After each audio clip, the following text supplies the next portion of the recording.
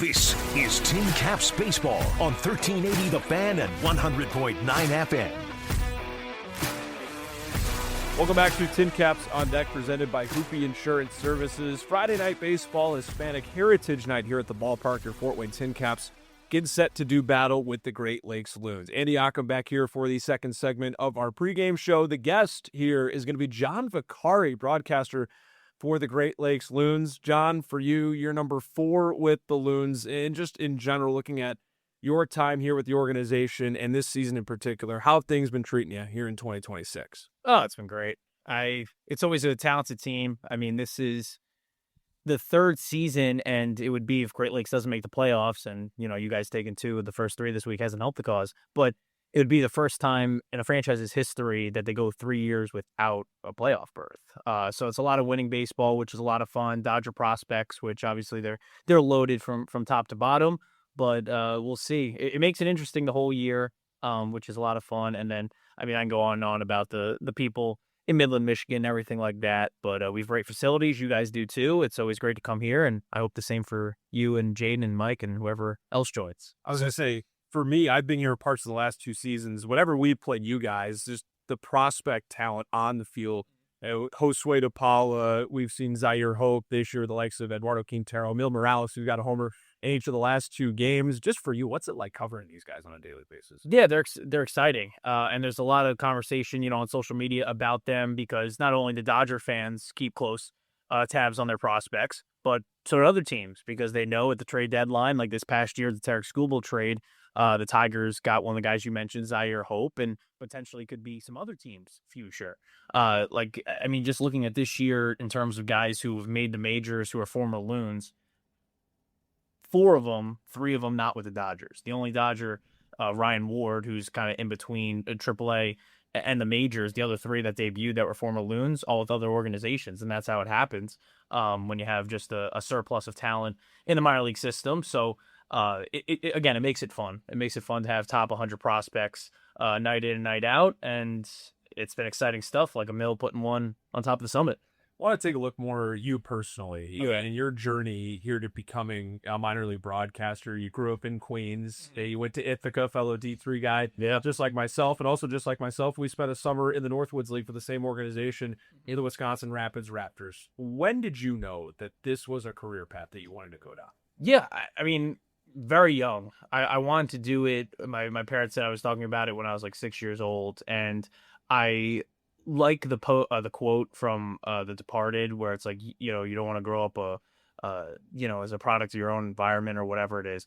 I was a product of my environment. Like, people say like, oh, why'd you get into it? I'm from Queens, New York. Like, a lot of people who do this are from Queens, New York. National wise, Mike Tirico grew up in the town I did, Bob Costas, and then there's a lot of New York broadcasters specifically that, of course, grew up there. So when I grew up in Queens, I knew, okay, there's people that do what I want to do. I found it interesting. I think I knew at a young age, unlike, I'm not going to be able to play at the next level or college or high school. Like, I'm not going to be good. I sucked at sports. So I kind of knew that early and knew I still wanted to be a part of it in some way. And this was the closest thing. So then it led to going to Ithaca, which was close enough to home, but also, going away for college, which was a fun experience. And then to Rapids and to Lake County, and now here.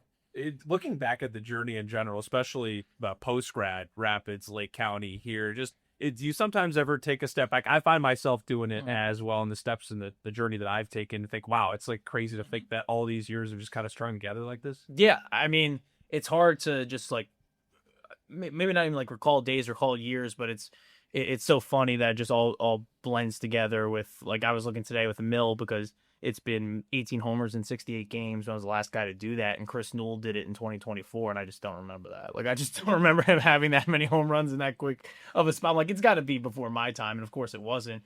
It all melts together. It's all a lot of fun, though. Like, sometimes the days are long, but the weeks fly by. The season, this one has just flown by. I can't believe that it's this weekend. Home back for us. I know you guys have a double homestand, so you at Fort Wayne will be home too, and then going on the road for the final week of the regular season, and that's it if the Loons don't make the playoffs. So it definitely flies by. But yeah, I mean, I got lucky. I just backed into 2 positions in Rapids, just applying, knowing no one, not ever working in the Midwest. I had collegiate ball experience with the Albany Dutchmen, which are now a defunct team. So applied, got that. And then Lake County, I was just persistent because the season was getting closer. I didn't have a job, and they maybe had an opening, maybe didn't. Backed into that one, and then that's how I got the Loons job too. Just looking at it for you, there's more on a personal level with the crew that you have. And Jade and I always love coming to Midland. You guys got a really great shift. It's a lot like what we have here. I like to think in terms of the morale around the press box and everyone there. You do a lot more year round for 100.9 The Myth than just here with the Loons. And tell listeners, what does the off season look like for you? What does that consist of? Yeah, so we have a station inside the ballpark, which is really the only one of its kind. There's a radio station in the Wichita ballpark too, but it's not like at the press level. I think it's just at the ground floor. And ours is, as you know, like right in the press box area. So that is a lot of fun, and it leads to off-season employment because we do local high school, local college stuff. We have a talk show with Ben Bosher, who does a great job and works locally in Midland, and we're trying to grow something. Really, we're trying to grow a sports media empire. Really, online on social media is probably our biggest thing that we're kind of just emphasizing, but it still, starts with radio and starts with doing live sports, which we do with the Loons, but it's a lot of fun. We got Brad, Ben, who I mentioned, Sarah, who's great, and then Kyle, who sometimes is on the broadcast with us. He's our usual home producer. And yeah, we have a good group. We have a good group that's passionate about it, and we're fortunate with the support of the Loons and the Michigan Baseball Foundation that's possible. You mentioned it earlier, growing up in Queens, being out on the eastern side of things, and that having no Midwest ties until going to Wisconsin Rapids, Lake County here. Feel like you've kind of adopted the Midwestern lifestyle a little bit? Yeah, in a way. We the other day went to Cindy's, which is local here, and I still I didn't grow up with these small diners that just are there, but stay in business because local people support them, and that's what I like most about the Midwest is just the community aspect. People are just nicer. I think still New Yorkers probably get a tough rap is it's like, oh, everyone's mean and whatever. And it's like, some people are, but Midwest people just generally are just nicer to you, which is great. There's a communal aspect, and that's what I experienced with the high school stuff. We'll do the high school sports on our station, and my school, we didn't have like a homecoming the way that, Michigan high school sports do, and I'm sure it's the same with like Indiana high school football. Homecoming wasn't the same. There wasn't like a band. There weren't parades. None of that existed, and I went to a private high school where we had the resources. We just didn't do that, and it's really cool to come out and experience those on Friday nights because I didn't grow up with that, and it only happens with the entire community buying in. So, for you, broadcasting icons growing up. Okay. Everyone has them. Yeah, I grew up in the Chicagoland area, so it's Len Casper, who's the TV voice of the Cubs forever. Pat Hughes, the Hall of Famer on the radio side. He talked about Mike Tirico being from your neck of the woods. And who do you would say are your icons, guys that you looked up to growing up that were calling games? Yeah, I mean, it's a lot of people that national, anyone's going to know.